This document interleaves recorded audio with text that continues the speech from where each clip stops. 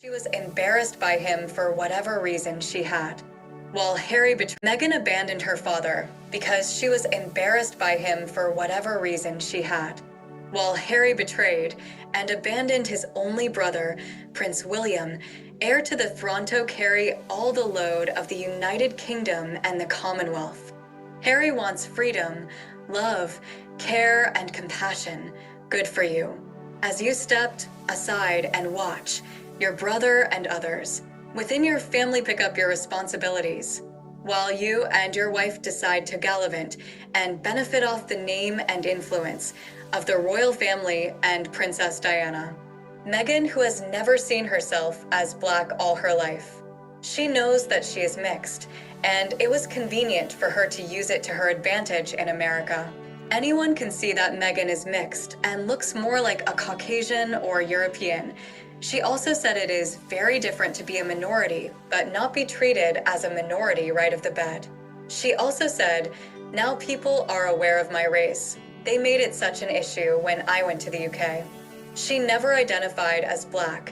Meghan got angry and upset when she was considered Black when she engaged and married to Harry.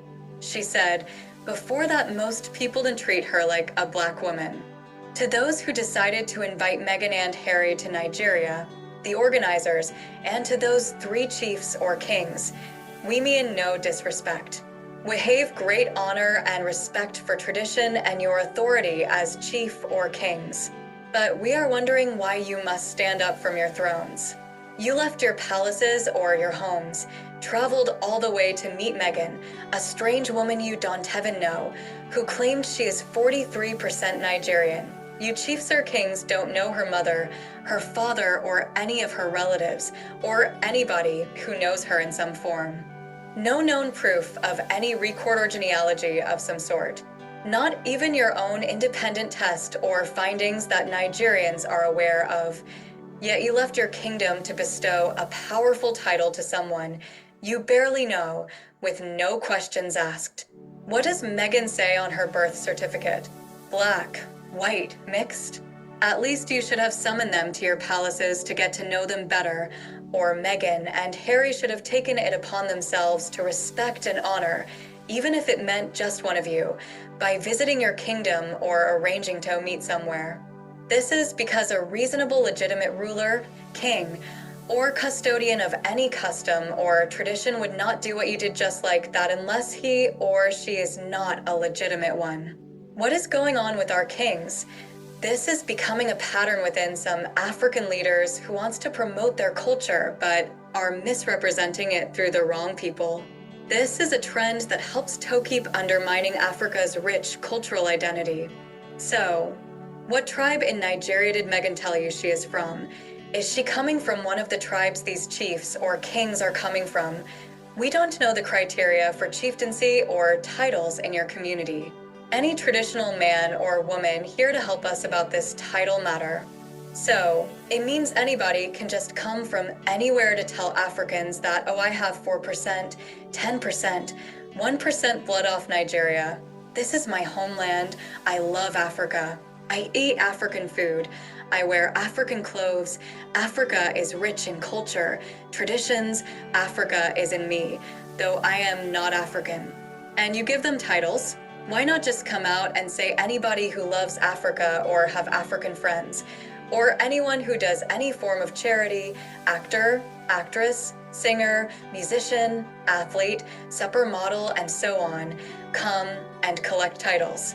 You are giving all these attention to Meghan when your neighboring, nearby, distant or lost relatives who live in Nigeria and some other parts of West Africa and all over Africa are not having such cordial respect or recognition.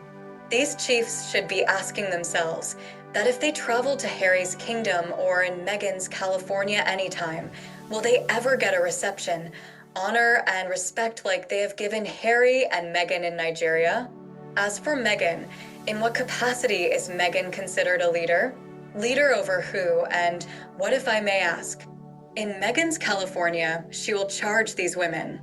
She will not see or meet these Nigerian women for free. What new lesson did you learn or took home with you from Meghan?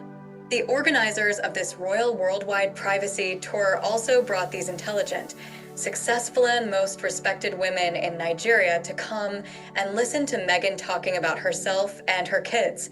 In this room, I see myself in all of you.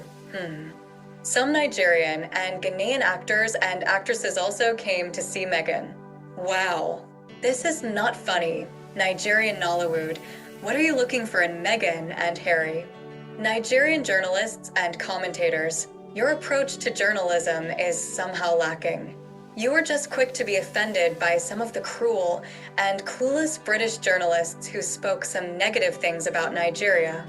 You got distracted and you forgot to focus on Meghan and Harry's visit. You also forgot that Harry is no longer a working royal, but he is still in the line of succession. You were quick to come after those mean British journalists who spoke badly about Africa, Nigeria, and Nigerian kings and chiefs. Yet you still came to the defense of Harry and Meghan, who are still wallowing around with their colonial mentality and attitude in the name of doing good to the world. Nigerians still rolled red carpet for Harry, the same colonizer you defended. You did not do your homework on Harry and Meghan as journalists should do before making some shallow reports in defense of these two. Meghan and Harry have both instigated and played a huge role in this whole royal family pain, confusion, and division amongst Nigeria and the United Kingdom.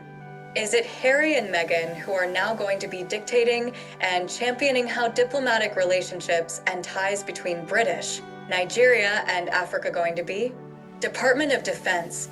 The world thought since after Nigeria's independence in 1960, this department should have by now requested the states and/or governments to put something in place to augment an already existing services. That is if something of such were already in place around the country. Wouldn't it be a good thing to improve the sporting and rehabilitation facilities to make it more accessible to all the injured soldiers who want to compete or participate in sports as a hobby or competition, and for their physical and mental well-being? Trying to attach Invictus's an international competition for injured Nigerian soldiers or any other African country will defeat the purpose of wanting to improve the lives of the affected soldiers. Collective nationwide or interregional and intercontinental Africa competitive activities are needed for these men and women so that they could feel the impact of compassion, appreciation from their country Nigeria and around Africa. America has something called the Warriors Games for their injured soldiers.